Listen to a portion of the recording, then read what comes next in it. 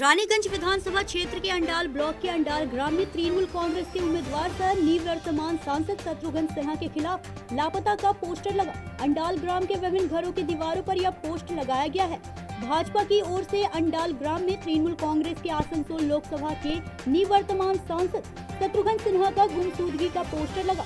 इस विषय में भाजपा किसान मोर्चा पश्चिम वर्धमान जिला के उपाध्यक्ष रविंद्र राय ने कहा कि जब से शत्रुघ्न सिन्हा आसनसोल लोकसभा सीट से जीते हैं, एक बार भी अंडाल ग्राम नहीं आए हैं, न ही इस इलाके के रहने वाले लोगों का हालचाल पूछा। इसलिए वे लोग अपने संगठन की ओर से गुमशुदगी का पोस्टर लगाए हैं। अगर किसी को दिखाई पड़ते हैं तो उन लोगों को सूचित करें।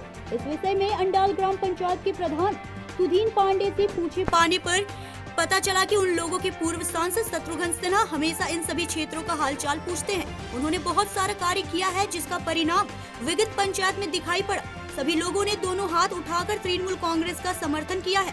यह सब पोस्टर बाजी बीजेपी का षड्यंत्र है। इससे लोगों पर कोई प्रभाव नहीं पड़ेगा। अंडाल से सत्यनारायण सिंह की रिपोर्ट। দেখা যাচ্ছে পুরো অন্ডাল জুড়ে শত্রুঘ্ন সিনহা, আপনাদের বিদায়ী সাংসদ শত্রুঘ্ন সিনহার নিখোঁজি পোস্টার।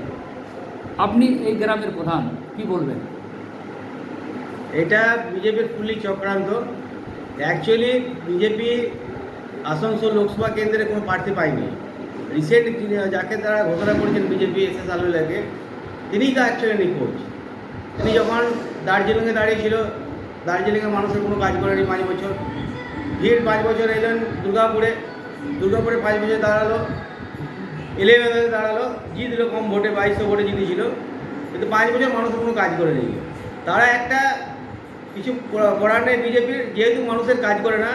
আমাদের পার্টি তৃণমূল কংগ্রেস সর্বক্ষণ মানুষের সাথে থাকে এবং শত্রুঘ্ন সিনহা আপনারা জানেন যে 2022-এ যখন উপনির্বাচন হয়েছিল, তখন তিনি মানুষের আশীর্বাদ পেয়ে, জনগণের আশীর্বাদ পেয়ে তিনি 3,03,000 ভোটে জিতেছিলেন, বিপুল ভোটে।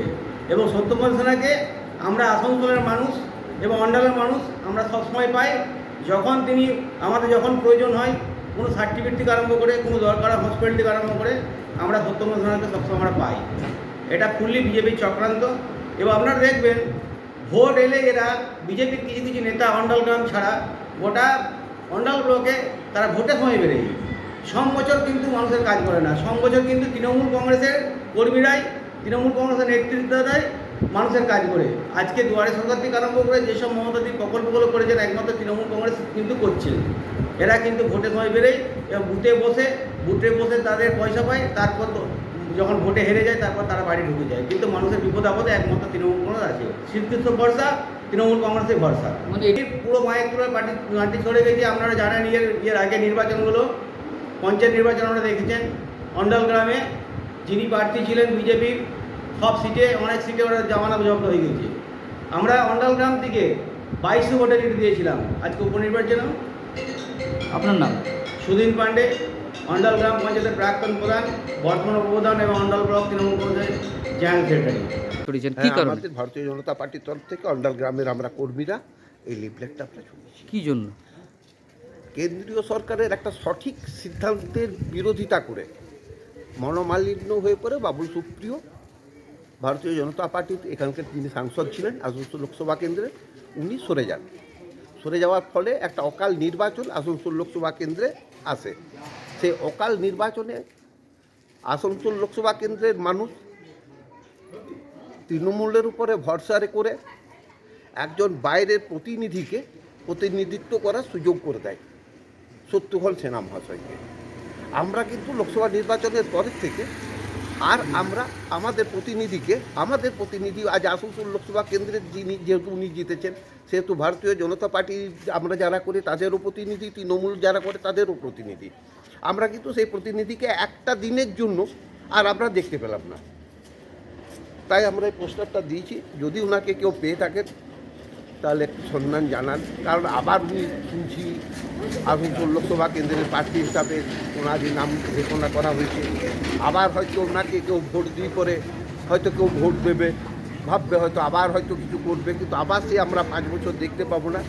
তাই আমরা এই জিনিসটা আগের থেকেই আসানসোলবাসীকে সাবধান করার জন্য যে আমরা কিন্তু যাকে ভোট দিয়ে নিয়ে এসেছিলাম তাকে আমরা দেখতে পাইনি।